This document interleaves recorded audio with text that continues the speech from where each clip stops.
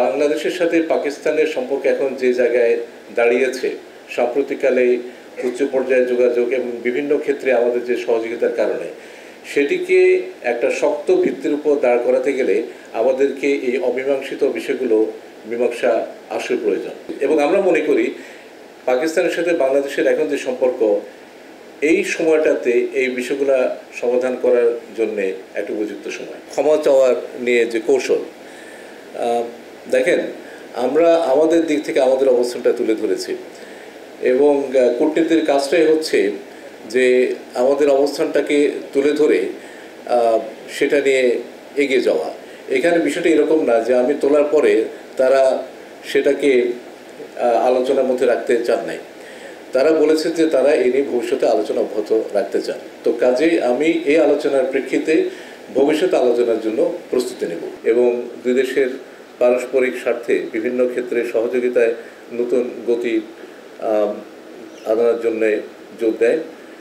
সর্বশেষ পররাষ্ট্র সচিব পর্যায়ে যে বৈঠক দু দেশের মধ্যে অনুষ্ঠিত হয়েছিল, সেটি অনুষ্ঠিত হয়েছিল ইসলামাবাদে 2010 সালে।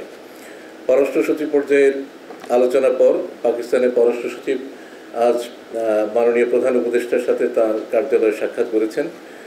পাকিস্তানের সাথে আমাদের বিদ্যমান সম্পর্ককে আরও এগিয়ে নেবার ব্যাপারে মাননীয় প্রধান উপদেষ্টা তার আশাবাদ ব্যক্ত করেন। তিনি দুদেশের মধ্যে বিদ্যমান দ্বিপাক্ষিক সম্পর্কের নানা দিক নিয়ে আলোচনা করেন। মাননীয় প্রধান উপদেষ্টার সাথে সাক্ষাতের আগে পাকিস্তানের পররাষ্ট্র সচিব মাননীয় পররাষ্ট্র উপদেষ্টার সাথেও সাক্ষাৎ করেছেন, সৌজন্য সাক্ষাৎ করেছেন। আমি এখন আজকে পররাষ্ট্র সচিব পর্যায়ে যে বৈঠক হয়েছে, সেই বৈঠকে যা আলোচনা হয়েছে সেগুলো সংক্ষেপে আপনাদের সামনে তুলে ধরছি। আপনারা জানেন যে পাকিস্তান দক্ষিণ এশিয়া আমাদের অন্যতম গুরুত্বপূর্ণ প্রতিবেশী। সকল প্রতিবেশীদের সাথে সম্পর্ক এগিয়ে নিয়ে যাওয়া আমাদের পররাষ্ট্রনীতির অন্যতম লক্ষ্য। এই প্রেক্ষিতে আজকের যে বৈঠক হয়েছে, সে বৈঠকে দুই প্রতিনিধি দল বাংলাদেশ এবং পাকিস্তানের মধ্যে বিদ্যমান সম্পর্ককে সামনের দিনগুলোতে আরও এগিয়ে নেবার ব্যাপারে একমত হয়েছে। এছাড়া আঞ্চলিক এবং আন্তর্জাতিক বিভিন্ন ইস্যু এবং দুই দেশের মধ্যে বিদ্যমান ঐতিহাসিকভাবে অমীমাংসিত বিষয়গুলো নিয়ে আলোচনা হয়েছে। আমরা পাকিস্তানের সাথে অর্থনৈতিক ও বাণিজ্যিক সম্পর্ক উপর জোর দিয়েছি। পাকিস্তানের বাজারে বাংলাদেশের পণ্যের রপ্তানি বাড়াতে, বাজারে প্রবেশের সুযোগ বৃদ্ধি, বাণিজ্য প্রক্রিয়া সহযোগীকরণ এবং শুল্ক বাধা দূরীকরণ ও বাংলাদেশে পাকিস্তানের বিনিয়োগ বৃদ্ধিকরণের জন্য তাদেরকে আমরা আহ্বান জানিয়েছি। কৃষি, মৎস্য ও প্রাণী সম্পদ খাতে সহযোগিতা বৃদ্ধির জন্য আলোচনা হয়েছে, যাতে প্রযুক্তি, উন্নত প্রজাতি এবং অভিজ্ঞতা বিনিময়ের মাধ্যমে উৎপাদন বৃদ্ধি করা যায়। এছাড়া জলবায়ু পরিবর্তন মোকাবেলা ও বন্যা প্রতিরোধে দুদেশের অভিজ্ঞতা বিনিময়ের উপরও জোর দেওয়া হয়।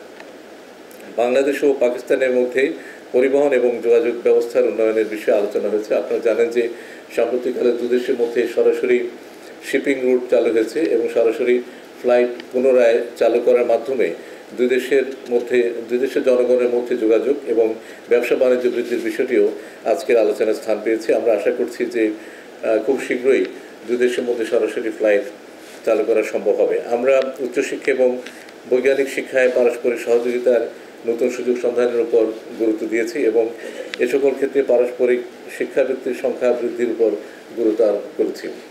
পাশাপাশি সংস্কৃতি ও ক্রীড়া ক্ষেত্রে সম্পর্ক জোরদার করার প্রয়োজনীয়তার কথাও আলোচনা এসেছে।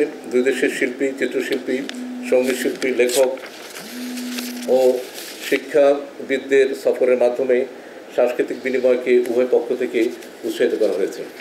এছাড়া আমি পাকিস্তানের সাথে আগে যেমনটা বলেছি, বিদ্যমান ঐতিহাসিকভাবে অমীমাংসিত বিষয়গুলো উত্থাপন করেছি, যেমন আটকে পড়া পাকিস্তানিদের প্রত্যাবাসন, অবিভাজিত সম্পদে বাংলাদেশের ন্যায্য হিস্সা প্রদান, 1970 সালের ঘূর্ণিঝড়ে ক্ষতিগ্রস্তদের জন্য প্রেরিত বিদেশি সাহায্যের অর্থ হস্তান্তর এবং 1971 সালে পাকিস্তানের তৎকালীন সশস্ত্র বাহিনীর কর্তৃক সংঘটিত গণহত্যার জন্য আনুষ্ঠানিকভাবে ক্ষমা চাওয়া।